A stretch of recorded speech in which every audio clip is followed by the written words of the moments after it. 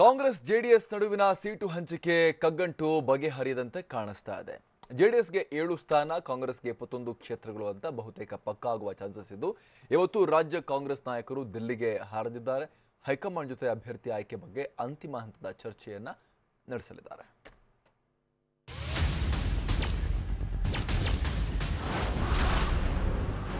ಬಗೆಹರಿಯುತ್ತಾ ದೋಸ್ತಿಗಳ seat ಹಂಚಿಕೆ ಬಿಕ್ಕಟ್ಟು.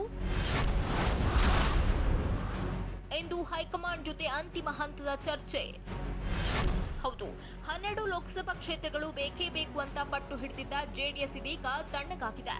ಲೋಕಸಭಾ ಚುನಾವಣೆಯಲ್ಲಿ ಜೆಡಿಎಸ್ ಪಕ್ಷದಿಂದ 7 ಕ್ಷೇತ್ರಗಳಲ್ಲಿ ಸ್ಪರ್ಧಿಸೋಕೆ ನಾಯಕರು ತೃಪ್ತಿ ಪಟ್ಟುಕೊಂಡಿದ್ದಾರೆ ಎನ್ನಲಾಗ್ತಿದೆ.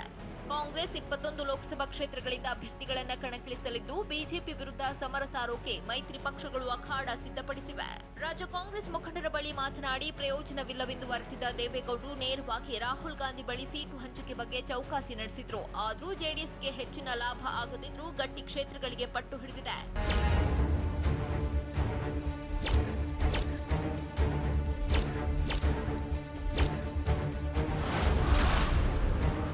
ಕೊನೆಗೂ ಪಟ್ಟು ಸಡಿಲಿಸಿದ ದಳಪತಿಗಳು.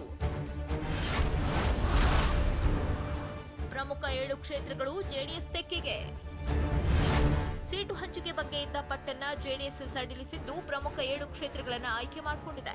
ಜೆಡಿಎಸ್ ಪಕ್ಷದ ಬುಟ್ಟಿಗೆ ಕಡಿಮೆ ಕ್ಷೇತ್ರಗಳು ಬಿದ್ದರೂ ಮೈತ್ರಿಯ ಲಾಭದಿಂದ ಗೆಲ್ಲುವ ಅತಿ ಹೆಚ್ಚು ಸಾಧ್ಯತೆ ಇರುವ ಕ್ಷೇತ್ರಗಳನ್ನೇ ಆಯ್ಕೆ ಮಾಡಿಕೊಂಡಿದೆ. ಜೆಡಿಎಸ್ ಬಹುತೇಕ ಹಳೆ ಮೈಸೂರು ಭಾಗದ ಕ್ಷೇತ್ರಗಳನ್ನು ಆಯ್ಕೆ ಮಾಡಿಕೊಂಡಿದ್ದು, ಕರಾವಳಿ ಮತ್ತು ಉತ್ತರ ಕರ್ನಾಟಕದ ಒಂದೊಂದು ಕ್ಷೇತ್ರವನ್ನು ಆಯ್ಕೆ ಮಾಡಿಕೊಂಡಿದೆ ಎನ್ನಲಾಗಿದೆ.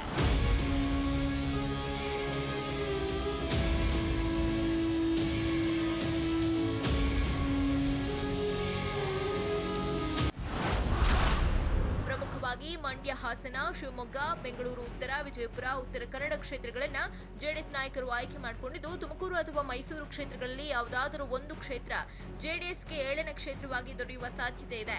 ದೇವೇಗೌಡರು ಈ 2 ಕ್ಷೇತ್ರಗಳಲ್ಲಿ ಯಾವ ಕ್ಷೇತ್ರ ಆಯ್ಕೆ ಮಾಡ್ತಾರೋ ಆ ಕ್ಷೇತ್ರ ಜೆಡಿಎಸ್ ಪಾಲಾಗಲಿದೆ.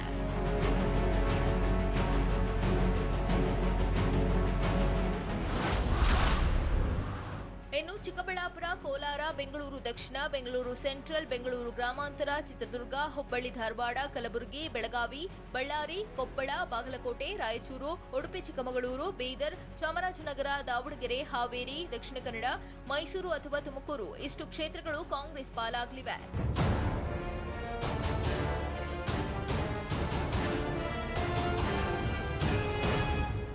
ಕಾಂಗ್ರೆಸ್ ಜೆಡಿಎಸ್ ನಡುವೆ ಸೀಟು ಹಂಚಿಕೆ ಅಂತಿಮವಾಗಿದ್ದು, ಇನ್ನೆರಡು ದಿನಗಳಲ್ಲಿ ದೆಹಲಿಯಲ್ಲಿ ಅಧಿಕೃತ ಘೋಷಣೆ ಆಗಲಿದೆ. 2 ಪಕ್ಷಗಳ ನಾಯಕರು ಒಟ್ಟಿಗೆ ಘೋಷಿಸುವ ಸಾಧ್ಯತೆ ಇದ್ದು, ಇಂದು ರಾಜ್ಯ ಕಾಂಗ್ರೆಸ್ ನಾಯಕರು ದೆಹಲಿಗೆ ಪ್ರಯಾಣ ಬೆಳೆಸಲಿದ್ದಾರೆ. ಸಿದ್ದರಾಮಯ್ಯ, ಪರಮೇಶ್ವರ್, ದಿನೇಶ್ ಗುಂಡೂರಾವ್ ದೆಹಲಿಗೆ ತೆರಳುತ್ತಾ ಇದ್ದು, ಸ್ಕ್ರೀನಿಂಗ್ ಕಮಿಟಿ ಸಭೆಯಲ್ಲಿ ಪಾಲ್ಗೊಳ್ಳುತ್ತಾರೆ. ಪಕ್ಷದ ಹಿರಿಯ ಮುಖಂಡರ ಜೊತೆ ಚರ್ಚಿಸಿ ಅಭ್ಯರ್ಥಿಗಳ ಆಯ್ಕೆ ಬಗ್ಗೆ ಅಂತಿಮ ಹಂತದ ಚರ್ಚೆಯನ್ನ ನಡೆಸುತ್ತಾರೆ. ಹರೀಶ್, ಟಿವಿ9 ನವದೆಹಲಿ.